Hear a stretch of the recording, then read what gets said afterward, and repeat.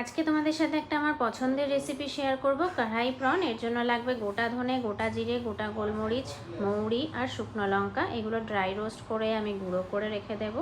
আর তার সাথে আমার লাগবে পেঁয়াজ কুচি, আদা কুচি, ধনেপাতা কুচি, টমেটো কুচি, রসুন কুচি আর স্বাদ অনুসারে লঙ্কার কুচি, কাঁচা লঙ্কা কুচি।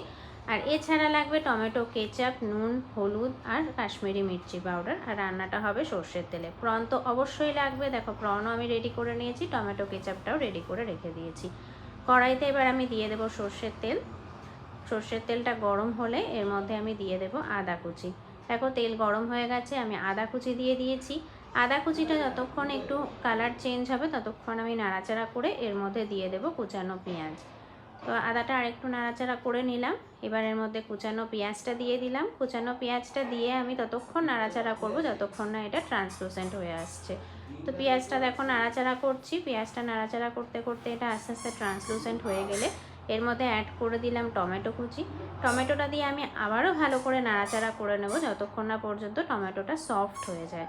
এই পর্যায়ে তোমরা একটু নুন দিতে পারো, যদি নুন দিলে টমেটো তাড়াতাড়ি একটু নরম হয়ে যাবে। তো আমি একটু নাড়াচাড়া করে নিয়ে এর মধ্যে একে একে দিয়ে দেব রসুন কুচি আর কাঁচা লঙ্কা কুচি। আমি আরেকটু নাড়াচাড়া করে নিই, তারপরে রসুন কুচি আর কাঁচা লঙ্কা কুচি দেখো আমি অ্যাড করে দিয়েছি। টমেটো সফট হয়ে গেছে। আবারও আমি এটাকে নাড়াচাড়া করব। প্রত্যেকবার একটা একটা করে জিনিস অ্যাড করব আর তার কাঁচা গন্ধটা চলে যাওয়া অবধি ভালো করে নাড়াচাড়া করে নিতে হবে। তো আমি রসুন কুচি আর লঙ্কা কুচি, আদা কুচি সব ভালো করে নাড়াচাড়া করা হয়ে গেছে। পেঁয়াজেরও কাঁচা স্মেল চলে গেছে। আমি দিয়ে দিলাম টমেটো কেচাপ।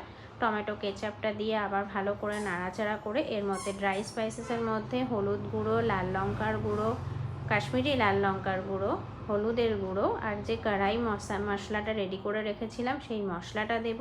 আর তার সাথে দিয়ে দেব স্বাদ অনুসারে নুন। সব দিয়ে একসাথে নাড়াচাড়া করতে করতে দেখো এটার কালারটা পুরো একটা ব্ল্যাকিশ টাইপের কালার চলে আসবে। এই কালারটা চেঞ্জ হয়ে যাচ্ছে আর এটার থেকে আস্তে আস্তে অয়েল রিলিজ করা শুরু করে দিচ্ছে। এরপরে আমি চিংড়ি মাছটা অ্যাড করে দিলাম। চিংড়ি মাছটা কিন্তু নুন হলুদ কিছুই মাখানো ছিল না, একদম কাঁচা চিংড়ি। এটা আমি কাঁচা চিংড়ি দিয়েই রান্নাটা করি। যদি তোমাদের মনে হয় তোমরা একটু নুন দিয়ে ভেজে নিতে পারো চিংড়ি মাছটাকে। চিংড়ি মাছটা দিয়ে ভালো করে মশলার সাথে নাড়াচাড়া করে আমি একটুখানি গরম জল অ্যাড করেছিলাম। এরপর দিয়ে দিচ্ছি আমি গরম মশলার গুঁড়ো আর তার সাথে দিয়ে দেব ধনেপাতা কুচি। ব্যাস, এটা একটু গা মাখা হয়ে গেলেই রান্নাটা একদম রেডি টু সার্ভ হয়ে যাবে।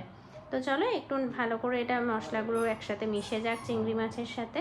চিংড়ি মাছটা আমার সিদ্ধ হয়ে গেছে।